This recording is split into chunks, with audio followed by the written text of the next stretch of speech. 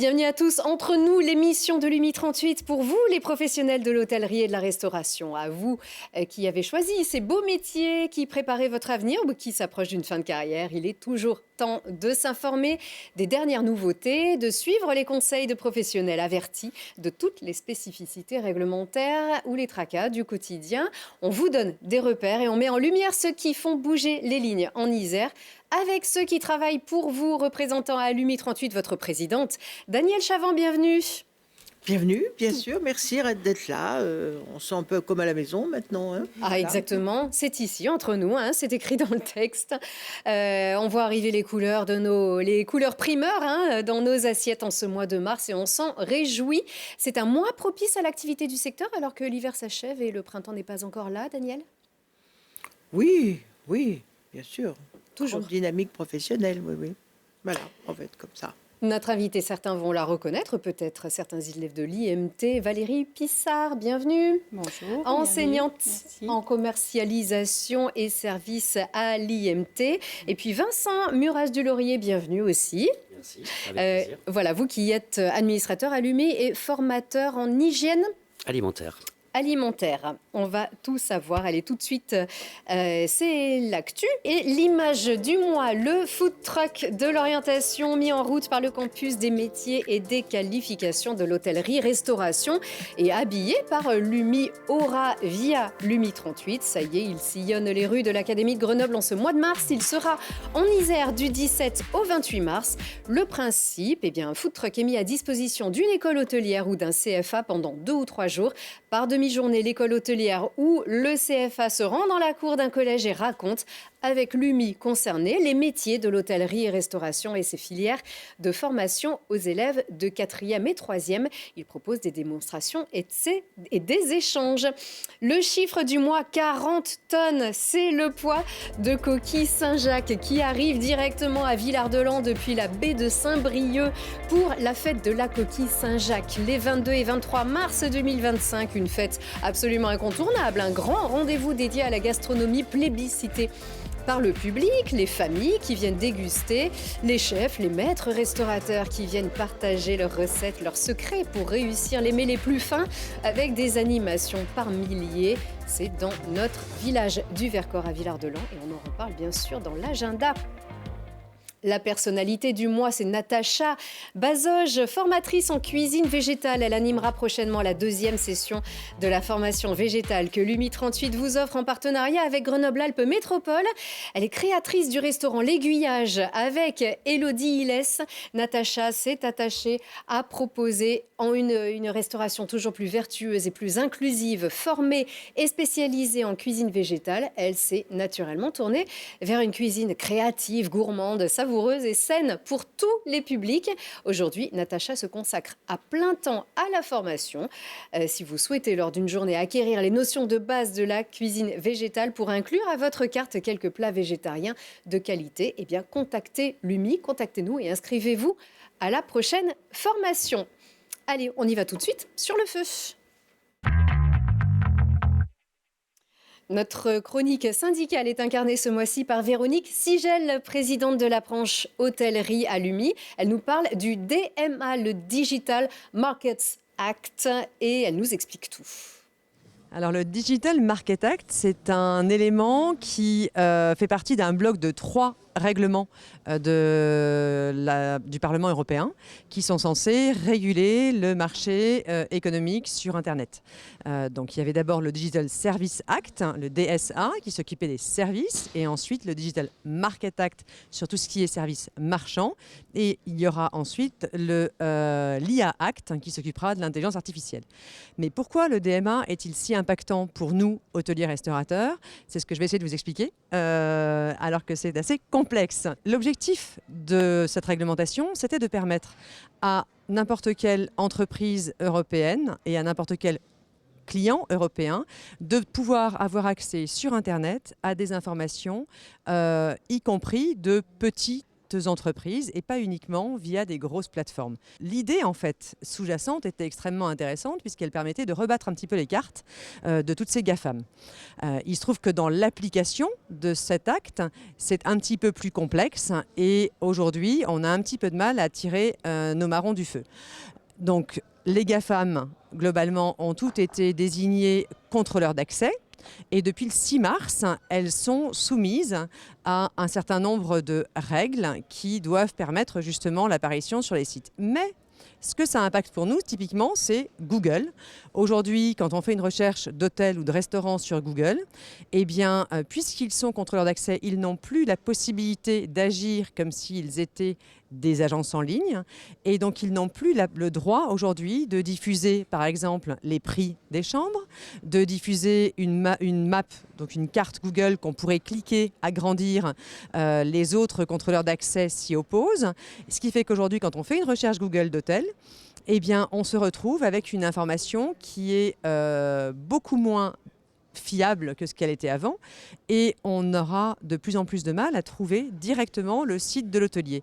On va avoir a priori 2 blocs, on ne sait pas encore s'ils seront verticaux ou horizontaux, dans lequel on aura d'un côté ce qu'on appelle les VSS, donc c'est tout ce qui est comparateur de sites, et les gros OTA.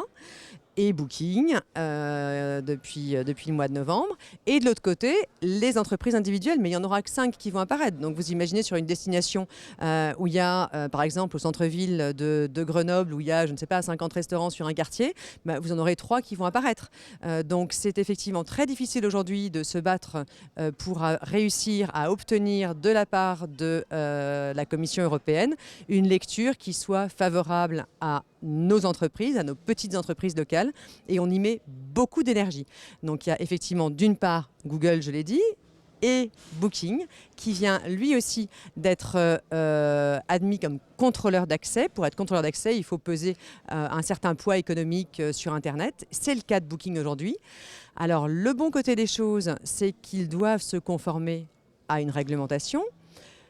Le mauvais côté des choses, c'est qu'ils ont une position encore plus dominante puisqu'ils se retrouvent dans ce bloc des VSS, des comparateurs, dans lequel ils ont une visibilité. Et comme ils vont interdire à Google de donner des informations précises, comme les tarifs, je le disais avant, ou comme la localisation sur la carte, etc., eh bien, nous craignons que les internautes se retournent encore plus et encore plus souvent vers ces plateformes. Donc le vrai enjeu aujourd'hui pour nous, il est de se battre sur la disparité tarifaire. Je dis bien la disparité, puisque ça, pour le coup, c'est clairement quelque chose qui est banni. Ils n'ont plus le droit, Booking, sur aucun pays d'Europe, d'obliger à la parité tarifaire. C'était encore le cas dans beaucoup de pays d'Europe. Ce n'était plus le cas en France depuis 2015, mais dans de nombreux pays. Donc beaucoup de nos clients européens et français d'ailleurs, avaient encore le sentiment qu'une recherche sur Booking leur permettait d'avoir le meilleur prix. Eh bien non, il faut maintenant qu'on arrive à changer en fait les mentalités des clients, des internautes, pour qu'ils comprennent qu'ils auront intérêt à aller chercher, même si ça leur prend quelques secondes de plus, le site de l'hôtel, le site du restaurant, parce que ce sera pour lui la meilleure des offres qu'il pourra trouver avec les meilleures conditions. Donc c'est un vrai combat parce qu'il faut changer les mentalités et on compte sur l'investissement de tous pour justement essayer de pouvoir contrer ces grosses plateformes. Allez, tout de suite, notre invité, nos invités. Nos invités, bien sûr, la stratégie de l'UMI 38 qui est étendue d'ailleurs à l'UMI Aura pour faire connaître les métiers de l'hôtellerie-restauration auprès des jeunes et de leurs parents. C'est la mission de l'UMI. Et Valérie Pissard, vous accompagnez donc l'UMI dans cette démarche, vous qui êtes enseignante en commercialisation et en service, en restauration à l'IMT de Grenoble. Tout à fait. Pourquoi cette démarche, Adeline aussi, de l'UMI est-ce qu'il faut encore aujourd'hui peut-être lutter contre des préjugés? Est-ce qu'il y a encore beaucoup d'idées reçues qui demeurent dans les esprits des plus jeunes? Alors oui, des préjugés oui, mais il est vrai que on le dit bien souvent, nous on est là pour aussi parler de nos métiers parce que ce sont des petites graines qu'on sème petit à petit pour nos professionnels. Parce que ces jeunes auxquels on s'adresse, qui sont des collégiens, des lycéens, eh bien, leur parler de nos métiers de manière objective, en leur rappelant qu'on fait des beaux métiers, que ce sont des métiers qui permettent de voyager, que ce sont des métiers d'avenir, que ce sont des métiers où on peut travailler à la montagne, à la campagne, à la mer en France ou bien à l'étranger. Eh bien, ce sont de chouettes perspectives à leur proposer. Et bien souvent, sur nos forums, ce qu'on remarque, c'est que les parents arrivent accompagnés des élèves allez, tu vas pas aller vers ce métier-là, c'est trop dur, c'est trop compliqué, on est mal payé, etc., etc., etc. Et nous, en fait, on remet le vrai cadre, on rappelle la vraie vie et on rappelle justement le bonheur de faire nos métiers. C'est une profession qui de formation. C'est très médiatisé aujourd'hui et pas toujours d'une manière qui est vraiment proche du terrain, proche de la réalité. On médiatise une certaine approche de cette profession avec le côté pression, concours, étoiles, haute gastronomie. Alors, ou pas? Est-ce que c'est souvent quelque chose qui revient, ce message qui revient de la part des plus jeunes? Alors, on a des jeunes en fait qui voient des émissions effectivement dédiées plutôt au monde de la cuisine, qui eux sont convaincus d'aller vers cet univers-là. On leur rappelle juste qu'il n'y a pas que une restauration gastronomique. La restauration, c'est tout un univers. C'est la petite entreprise, la grande entreprise. Voilà, donc on remet un petit peu les bases. Et puis ensuite, on leur parle aussi surtout de l'univers du service, qui est un univers méconnu. Et donc, on leur rappelle le plaisir d'accueillir, le plaisir de faire plaisir. Voilà, et souvent, on l'oublie. C'est ça qui les intéresse aussi, les jeunes, en priorité? Oui, tout à fait. Donc nous, on est là pour les former et leur présenter au mieux le métier, savoir vendre un produit, avoir une bonne connaissance des produits pour être les meilleurs vendeurs dans les restaurants et différents établissements. Et pour cela, le partenariat avec l'UMI, de se présenter sur les salons avec nos jeunes, ça les valorise déjà. Et puis, ils ont un échange avec les jeunes qui viennent régulièrement sur les salons. Et cet échange, c'est le meilleur des échanges. Donc, nous, on est là pour les encadrer, bien évidemment, et les former pour pouvoir communiquer dans ce sens-là et parler de leur métier au mieux et valoriser ces métiers du service qui sont... moins bien vus que les métiers de la cuisine. Et donc... Excusez-moi, mais par définition, ce mot « service » nous tue. Oui. Nous tue. Le jour où on trouvera une autre appellation que serveur globalement, après il y a tous les degrés, mais qui a envie que sa fille soit serveuse? Le mot serveuse. Voilà. Et ça, plat, quoi. Ah, mais nous, c'est un handicap énorme. Alors que, bien sûr, lorsqu'ils ont compris ce que c'est, cette présence qu'ils peuvent avoir... C'est un accompagnement. Et puis, ils peuvent captiver. On le dit souvent, ce sont des acteurs. Ils rentrent, tout à fait. Ils mettent leur tenue de lumière, ils arrivent dans le restaurant, et là, le public d'acteurs devient ses clients. Et il en fait, s'il est pro, ce qu'il veut, dans le bon sens. Donc, c'est un métier magique. Mais... il faut beaucoup le raconter comme vous le faites magnifiquement.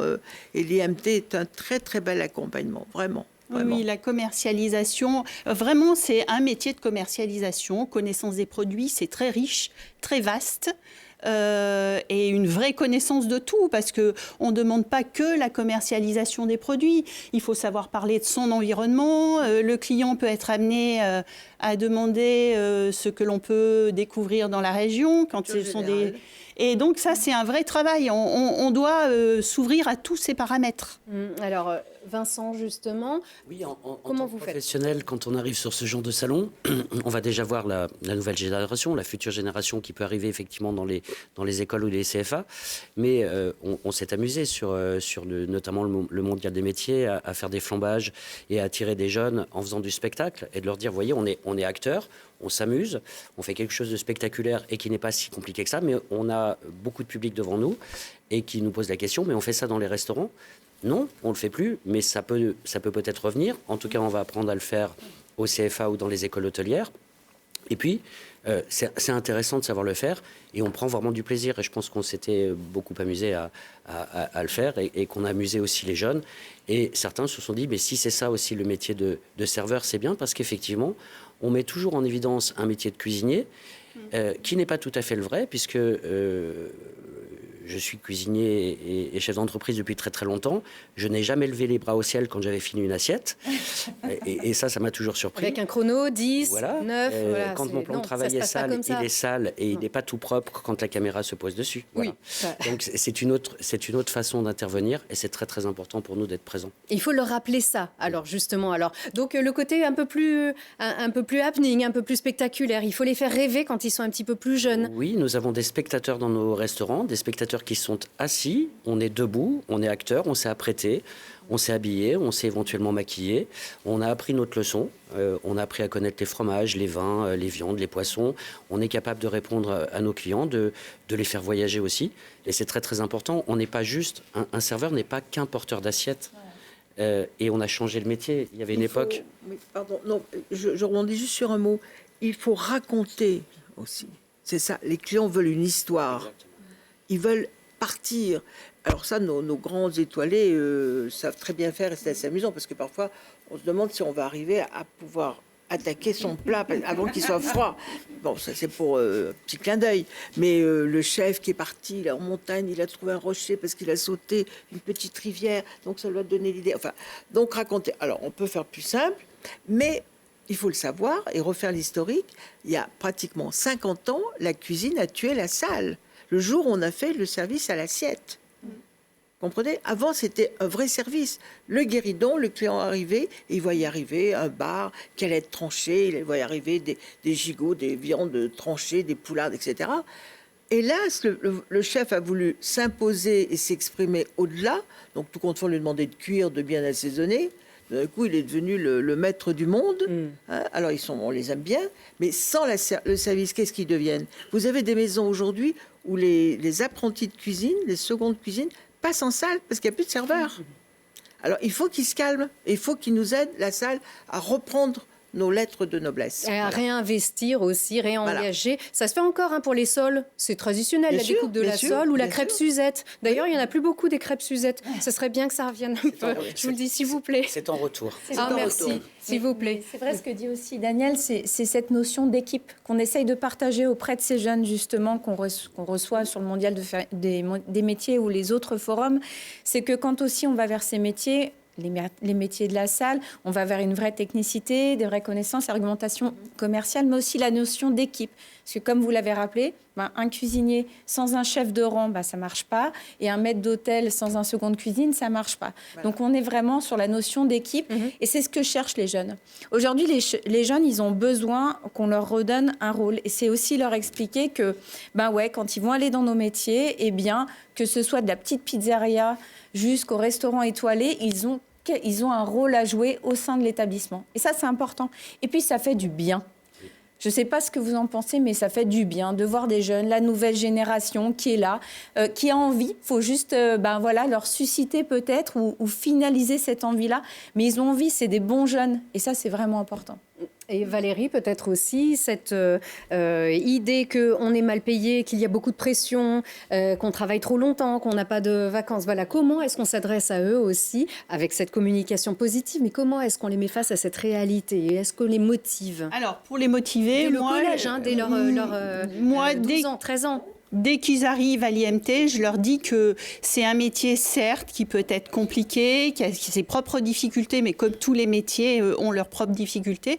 Mais il y a une telle ouverture sur ce métier, comme on le disait au départ, il y a possibilité de travailler à l'étranger, Les ouvertures sont tellement énormes qu'il ne faut pas s'arrêter aux choses basiques. Il faut aussi voir plus loin. Pour pouvoir évoluer, ça c'est important de se projeter.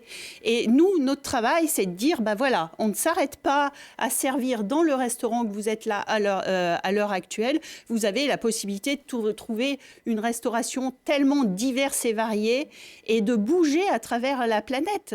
Donc ça, c'est important de pouvoir aller découvrir ce qui se passe aussi ailleurs pour revenir encore plus enrichi ici et après se positionner éventuellement dans la région de base où ils étaient.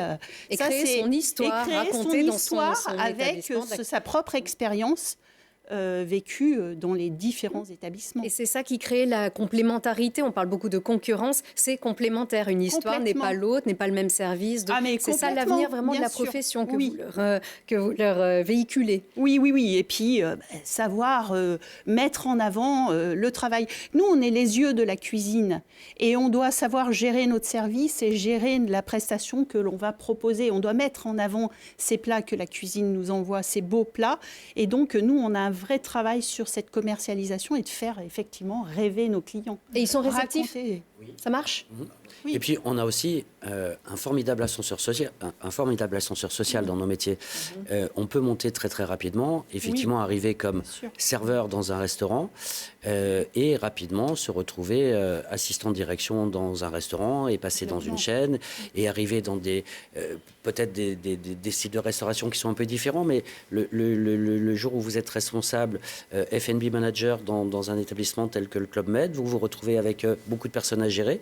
Et finalement, ce sont des F&B managers qui sont très très jeunes, qui ont eu une expérience rapide. En 5-6 ans, on peut avoir des postes intéressants et voyager. Il n'y a pas beaucoup de métiers qui offrent cette rapidité de monter en compétences, en tout cas.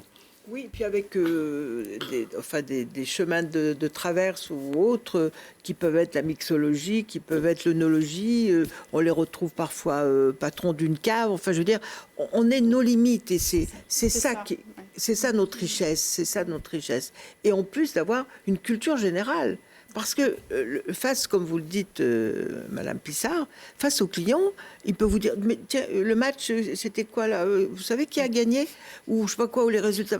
Si vous êtes posé comme... Non, on doit globalement avoir cette ouverture sur tout, sur le monde. Et ce savoir-faire, cette culture générale, on la met dans sa valise ou son sac à dos et on part en Australie.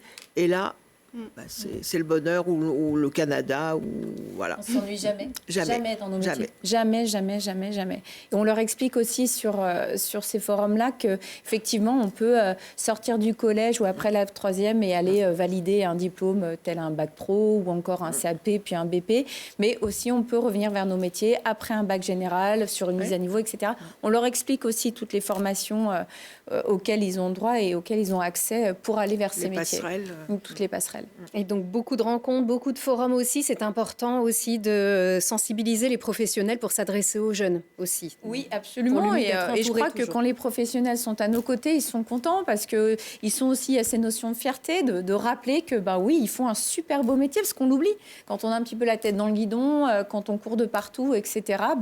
Voilà, reconnecter avec les jeunes, reconnecter avec ce qu'on fait vraiment et arriver à le décrire. Eh bien, c'est aussi se rendre compte de ce qu'on fait. Et en être fier. Eh bien, merci. Oui.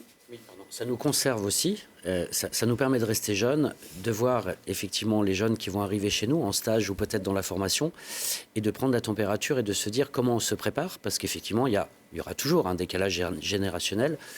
On a appris à travailler d'une certaine façon, il faut modifier peut-être nos façons de travailler et donc on a aussi le temps de se préparer, de voir le comportement que les jeunes ont eu sur nos stands et de se dire peut-être que moi il va falloir que je m'adapte et c'est pas aux jeunes à s'adapter à nous, effectivement, c'est bien si on doit faire découvrir nos métiers, et c'est à nous de nous mettre à leur disposition et pas l'inverse. Donc un forum, il est interactif. Bien sûr. Vous aussi, vous les écoutez, vous vous remettez en question. Tous les professionnels qui viennent sur un forum passent une journée finalement qui n'est pas si longue que ça, en tout cas qui sont moins longues de toute façon que les journées classiques, mais on a appris, ça a été enrichissant et tout le monde est très très content de venir.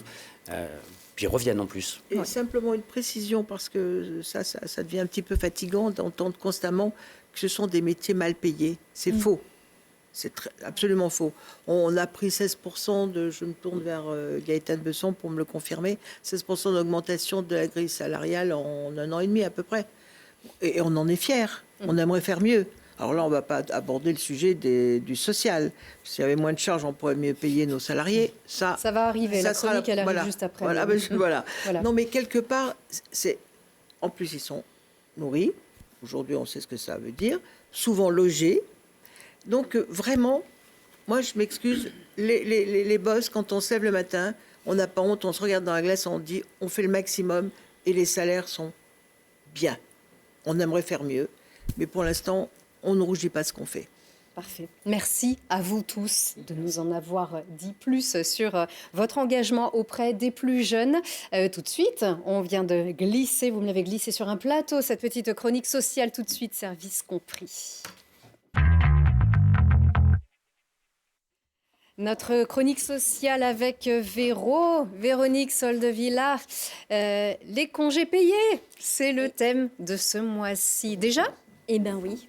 Alors c'est vrai que ça fait un petit peu tôt au mois de mars, mais en fait, il y a toujours pareil, je viens pour la réglementation, il y a des règles donc à respecter avec des délais. Et on est dans le mois où on démarre les congés payés, et notamment des présentations. Alors, c'est un sujet qui fait peur, en principe, aussi bien aux salariés qu'aux patrons. C'est pas un sujet qui fait peur. Je pense que c'est un sujet où les adhérents, les professionnels le mettent un petit peu de côté. Et en fait, ils se retrouvent au dernier moment, quand les congés sont posés par les salariés ou pas, ou quand on commence à parler de congés, il y a des tensions, il y a des désillusions, parce que l'employeur a son idée déjà, bien effectivement, puisque c'est lui qui gère. Il doit bien rentrer un chiffre d'affaires. Et pas toujours en adéquation avec ce que les salariés veulent. Donc l'idée aujourd'hui, c'est de présenter les congés payés, de commencer à y travailler dès le mois de mars, parce que c'est réglementaire, il faut le faire, mais aussi et surtout, toujours pareil, la réglementation aide aussi et accompagne l'employeur à mettre des choses en place en amont pour éviter justement ces fameuses désillusions, ces fameuses tensions au moment de poser les congés. Alors, avant toute chose, on va revoir ensemble les quelques règles principales et réglementaires. La première, c'est que tout salarié qui travaille un mois de travail effectif a 2 jours et demi de congés payés sur son compteur. Il va acquérir ça pendant un an jusqu'à 30 jours de congés payés. Donc ça, c'est le compteur. Ensuite, la date de départ de congé. Alors, il y a une date de départ légale, la période légale dite d'été, qui est du 1er mai au 31 octobre. Mais l'employeur fixe lui-même sa période dans cette période-là. Je m'explique. Par exemple, donc la période du 1er mai au 31 octobre, mais l'employeur a besoin de tous ses salariés au mois de juin, au mois de juillet, parce qu'on a une grande terrasse, parce qu'on a beaucoup de clientèle. Et bien, dès le mois de mars, parce qu'il doit le faire 2 mois avant, donc 1er mai moins 2 mois, ça fait bien le mois de mars. Dès le mois de mars, l'employeur va dire à ses salariés, cette année, la période de prise de congé va se faire au mois de mai, août, septembre, octobre. Pas de vacances pendant le mois de juin, juillet. Donc déjà, on commence à poser des jalons. Et donc déjà, à partir de là, on dit aux salariés, bon, maintenant, vous connaissez les mois, et maintenant, vous me présentez vos congés. Donc les salariés vont déposer leur fameuse demande de congé. Et là encore, on arrive à ce que l'employeur, c'est lui qui va fixer l'ordre des départs. En fait, l'idée, c'est ce que je veux faire passer, c'est que l'employeur reste quand même maître toujours des congés et des ordres de départ, et ainsi de suite. Donc c'est lui qui va fixer l'ordre de départ. Il y a effectivement une réglementation au Code du travail qui va imposer des ordres de départ selon l'état du salarié. Je m'explique. Par exemple, les salariés posent des congés. Vous avez 2 salariés qui posent les mêmes dates. Pourquoi l'un va être prioritaire par rapport à l'autre ? Le Code de travail est très simple. Il dit en fonction de la situation de famille. C'est-à-dire que si vous avez monsieur et madame qui travaillent dans la même entreprise, forcément, ils vont être prioritaires parce qu'ils doivent partir ensemble. Donc, ce ne sera pas le 3e qui partira d'abord. Il y a aussi les situations de famille, les enfants, qui sont scolarisés. Donc, forcément, les employeurs, les salariés ont besoin de faire garder les enfants juillet-août. Mais pas que. Il y a aussi les enfants, les handicapés adultes, les personnes qui sont en perte d'autonomie et dont le salarié doit gérer. Donc, on est dans la même situation que les enfants. Il y a aussi, effectivement, une question d'ancienneté. Celui qui a le plus d'ancienneté est prioritaire par rapport aux plus jeunes sur sa demande de congé. Et enfin, aussi, c'est celui qui est en temps partiel, qui a 2 employeurs et forcément, il a besoin de prendre les vacances en même temps que l'autre employeur. Alors, le nombre de congés à poser, c'est aussi important. On me pose pas mal de questions. Pendant cette période d'été légale qui a été prise, le salarié doit poser à minima 12 jours de congés consécutifs, 2 semaines consécutives. Ça, c'est le minimum légal. C'est une obligation. C'est une obligation. C'est 12 jours minimum et c'est 24 jours maximum. Alors, quand 12 minimum, c'est consécutif. Et ensuite, on peut poser une semaine supplémentaire, 12 plus une semaine, ou un mois, ou bien 2 semaines d'un côté, et ensuite 2 fois une semaine. Selon les cumuls. Selon les besoins et selon ce que l'employeur peut accorder, et selon aussi les besoins du salarié. Mais les 12 jours sont réglementaires. Consécutifs, la 5e semaine, puisqu'on a 30 jours, c'est 5 semaines, la 5e semaine est toujours accordée en dehors de la période d'été.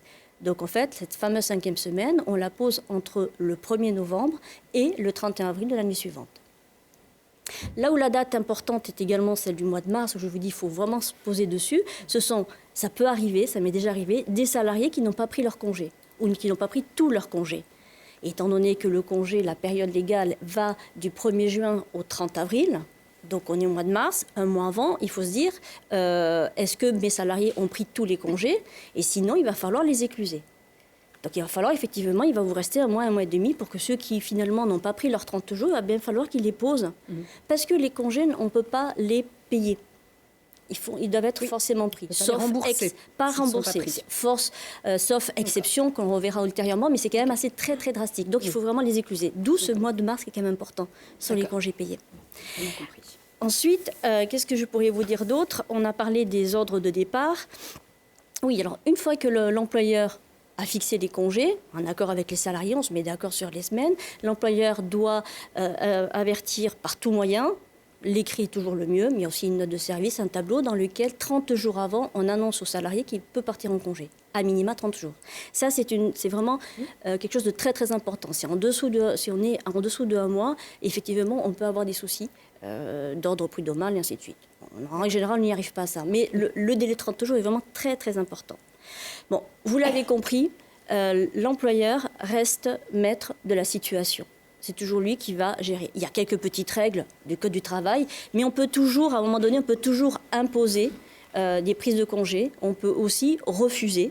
C'est-à-dire que le salarié vous dépose des congés, même s'il est dans l'ordre des départs en fonction du quota, on peut quand même refuser, dire non, cette semaine, c'est pas possible, tu vas partir à un autre moment. Ça, c'est très important. Donc, Gaëtane, oui, en fait, parce que ça, on en parle souvent avec Véronique, c'est que souvent, en fait, l'employeur se sent acculé, en fait, par les conventions, les contrats. Il a toujours l'impression d'être perdant. Alors que non, en fait, quand on a une convention, un contrat, c'est entre deux parties. Et donc, les salariés ont autant de droits et de devoirs que les employeurs. Et que c'est important aussi de dire, vous avez le contrôle sur les congés. Il y a des règles à respecter de timing, parce qu'il faut aussi respecter la vie privée, et qu'évidemment, on ne va pas dire à un salarié qui peut partir en vacances un jour avant son départ, mais vous avez quand même la main. Voilà. Et bien trop souvent, en fait, l'employeur se met en position de faiblesse, et c'est... Voilà. Et si je peux... Un petit conseil entre nous, puisqu'on est là. Les demandes de congés, faites-les faire par mail, par écrit à vos... Mais vraiment, non, mais gardez des traces. traces. Oui, parce que si vous refusez une semaine, vous risquez de la retrouver en arrêt de maladie. Ah, d'accord. Très bien. C'est gentil, c'est voilà, c'est en passant. Donc, juste petite chose, là j'ai dit les grandes règles, bien évidemment la gestion des congés pour les temps partiels. Quand je parle de temps partiel, c'est ceux qui travaillent 1 jour, 2 jours par semaine ou 3. Là, il y a toute une mécanique, tout un comptage qui se fait pour qu'ils ne soient pas non plus... En fait, ils ne peuvent pas poser juste 1 ou 2 jours dans la semaine de congé. Ils vont poser toute une semaine. Enfin, il y a toute une règle assez complexe. Bon, là, à ce moment-là, je dis, comme toujours, à tout professionnel, à tout adhérent, de me contacter. Donc, sur cette fameuse gestion des temps partiels, mais également les embauchés en cours d'année. À un moment donné, on arrive au mois d'août, on n'a pas le taf. Qu'est-ce qui se passe quand on n'a pas suffisamment de congés? Surtout qu'il y a une fermeture d'établissement. L'établissement ferme, on est arrivé 2 mois avant, on n'a pas les 12 jours. Comment ça se passe? Donc tout ça, là encore, je dis contactez-moi par téléphone ou par mail. Toujours. De toute façon, quand les règles sont claires, les relations sont plus saines et sont plus propres, et tout se passe en général mieux. Parfait. Et peut-être juste rajouter, parler des congés payés pour des longues maladies. Enfin, dans les arrêts de...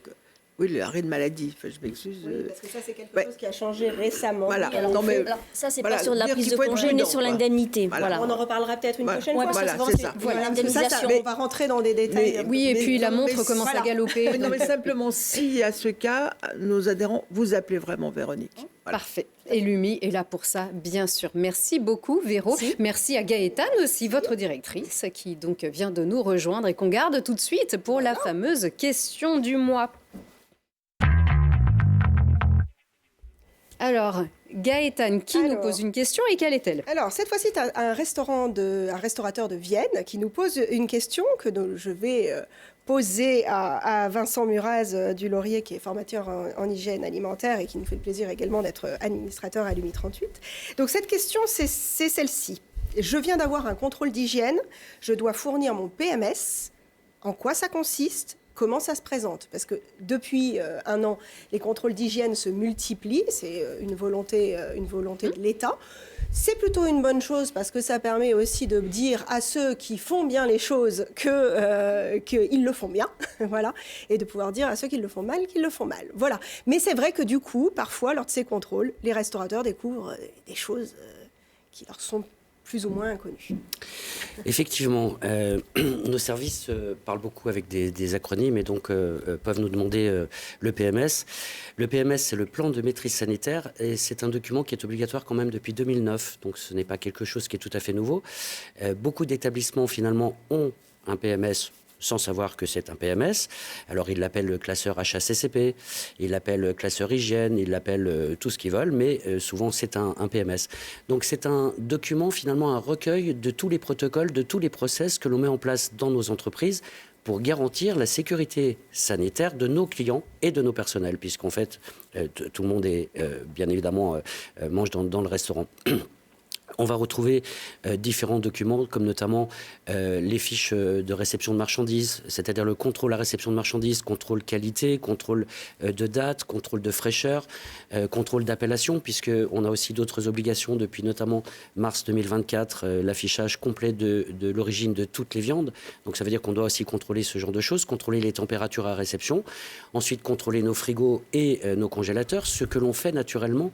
Mais on nous demande d'enregistrer, on nous demande de matérialiser un peu tout ça. Donc c'est ça le PMS, c'est la matérialisation des documents. Et ces documents tentent à prouver qu'on garantit la sécurité sanitaire parce qu'on a rempli ces documents. Alors bien évidemment, c'est une partie de la sécurité, mais en tout cas c'est très très important. On va nous demander des relevés de descente en température quand on refroidit rapidement un plat qu'on a cuisiné peut-être pour demain ou après-demain.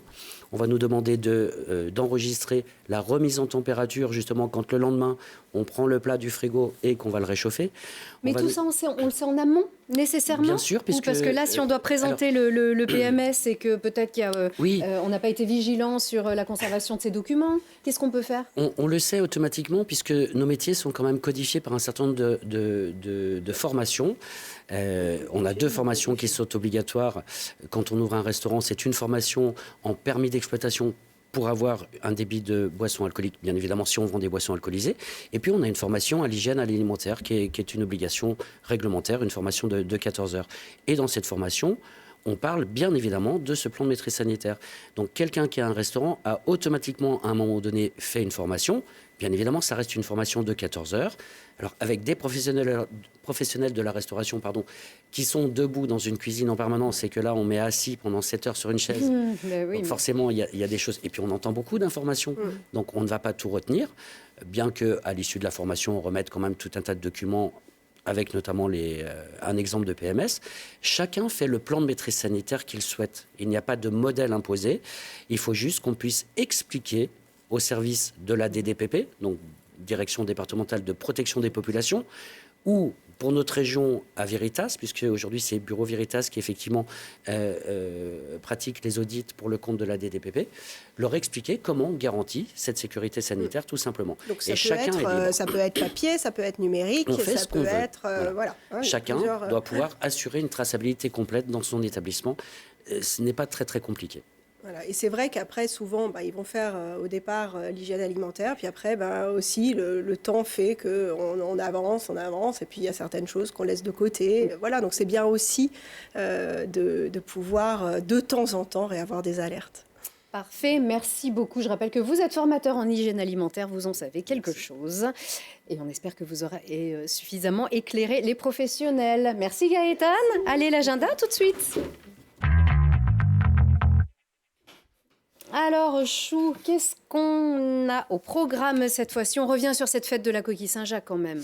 On revient sur cette fête de la Coquille Saint-Jacques. Vous en avez parlé en début. Donc, c'est vrai que c'est un événement attendu par nos restaurateurs. Voilà pourquoi on en parle. On a les maîtres restaurateurs, on a les restaurateurs aussi qui se plaisent à venir à cette fête parce qu'elle est très conviviale, très populaire et que ça fait aussi un rayonnement, quoi qu'il arrive, pour l'établissement. Au mois de mars aussi, comme je vous en avais parlé au mois de février, on continue les forums, dont le forum Orientation Alternance de Vienne, aux côtés de la mission locale et de la ville de Vienne, qui se déroulera le 20 mars 2025. Encore une fois, on est là pour la promotion des métiers. On explique aux collégiens, aux lycéens et voire même aussi en personne à la recherche de reconversion professionnelle. On est là pour communiquer sur nos métiers. Dernière date à retenir, la date du 22 mars, parce qu'à l'IMT de Grenoble, donc, qui est le campus de l'alternance maintenant, aura lieu un job dating durant une matinée où les professionnels pourront rencontrer leurs futurs peut-être apprentis, alternants. Donc, chers restaurateurs, chers hôteliers, si vous recherchez un alternant ou une alternante, eh bien, n'hésitez pas à contacter l'IMT de Grenoble pour faire partie de ce job dating et puis peut-être rencontrer votre futur apprenti. Parfait. Voilà. Merci beaucoup, Adeline. Merci encore à vous tous. Daniel, on se retrouve le mois prochain ? Bien sûr. Allez, on aura toujours beaucoup de choses à vous dire. Merci encore à vous tous de faire vivre la profession avec toujours autant de dynamisme et de vivacité. Et merci à vous tous de nous suivre avec fidélité. À très bientôt.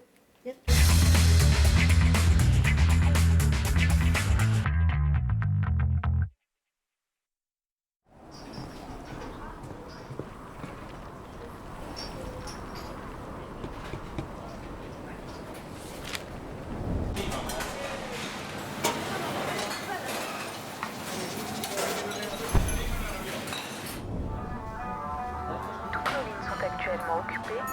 Merci de patienter.